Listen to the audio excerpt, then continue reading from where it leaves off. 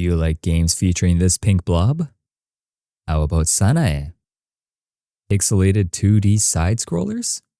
Interested? Then let me introduce you to a game called Sanae's Sylphid Breeze.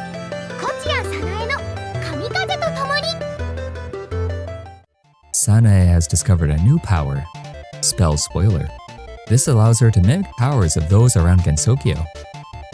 Returning to the Moriya Shrine, she finds Kanako defeated and the Onbashira stolen by Marisa. Sanae must use her new spell to figure out who defeated Kanako and take back the Onbashira. But what are Onbashira? Onbashira are wooden posts made from fir trees placed around the four corners of local shrines around Suwa Lake in the Nagano prefecture of Japan. These four shrines make up the Suwa Taisha, or the Suwa Grand Shrine Complex. Every 6 or 7 years, these pillars are replaced in the Onbashira Festival, where new pillars are brought up the mountain by hand. The old pillars are brought down the mountain and are even ridden by participants down the mountain slopes. This tradition has a long history, so I recommend reading about it yourself if you're interested. Back to the game. If you are familiar with the plot Touhou games tend to follow, then you'll know this will include multiple stages and boss fights. Who is the culprit behind the incident this time? If you've played games with this pink eldritch being before, then you'll understand this game's mechanics very easily. Sanae is able to suck in enemies and copy their power. There are 8 abilities in total, the more common ones being Violet Vortex, or Umbrella, Orange Overwrite, Shikigami, Blue Blizzard, or Ice, Green Generator, River, and Red Relief, Misfortune. They each have their own strengths and weaknesses, like Umbrella being good defensively, but lacking in range, or River being good at range, but lacking in quick close-range options. If you choose to discard your ability, it will become a star and bounce away. However, if you want it back, all you have to do is suck it up again. If you happen to suck up another enemy alongside it, the ability you dropped will be prioritized. Keep this in mind if you see a new enemy and want to use their ability. My personal favorite is the Shikigami sign for the invincibility during the dash. However, it cannot be spammed and you are very vulnerable when you come out of the ball. Try starting your dash closer to your target and be wary of walls. Each sign has their own unique quirks, so be sure to try them out and see what you like. There are lots of hidden areas scattered throughout the stages. These reward you with health, shortcuts, and lives.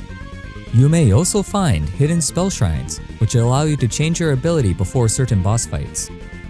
However, some areas are obstructed by metal blocks, which can only be accessed by obtaining a special ability hidden within the stage. There is no time limit, so don't be afraid to do some exploring.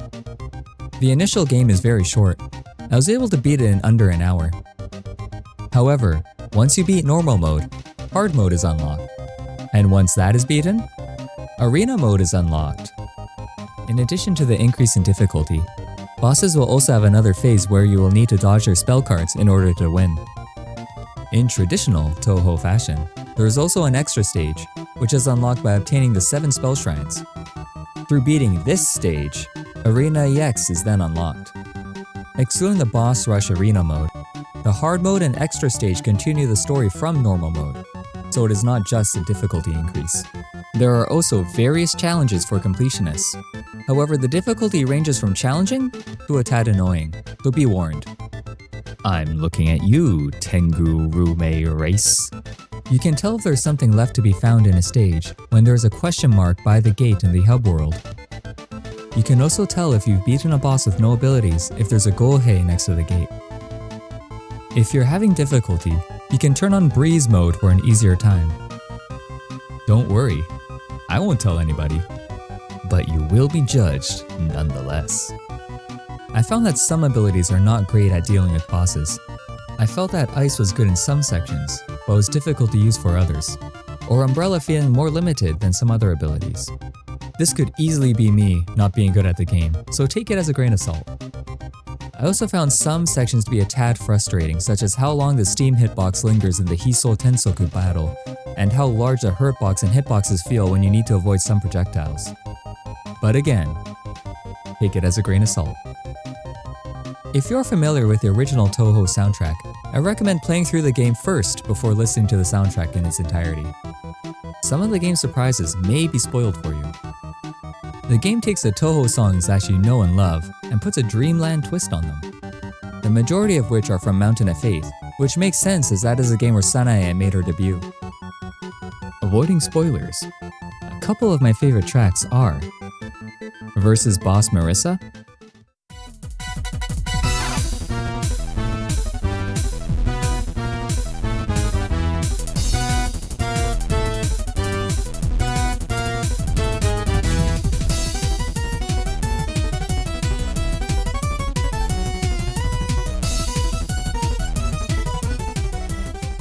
and Tengu Rume Race.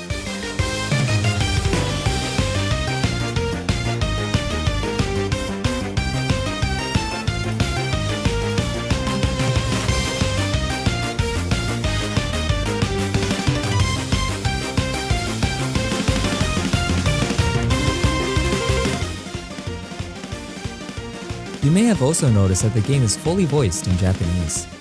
力で送ろう。いわばこれはワープズ。ワープストーム。かしこまりました。お借りします。ワープズ。ワープストーム。ワープストームだ。This is a welcome surprise that is not common for indie games or fan projects to be fully dubbed. However, the game also has English text if you do not understand Japanese.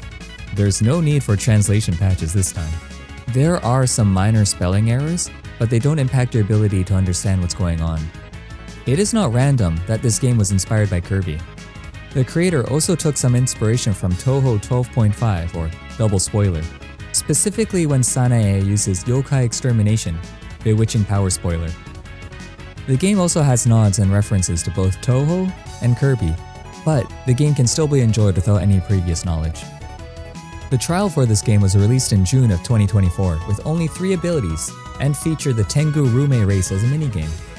The full version was later released on Steam in July of 2025. The game has been receiving updates and bug fixes, though I am unsure if there's any content being planned for the future. If you want to keep up to date, it may be a good idea to keep an eye on the Steam page or Sorehodo's Twitter accounts.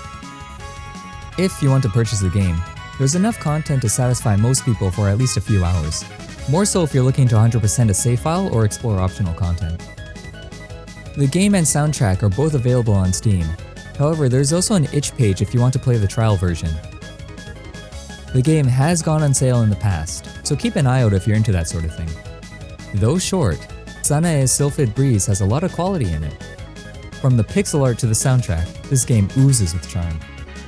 If you're looking for a short, 2D platformer with a little bit of a challenge, then this game may be what you're looking for.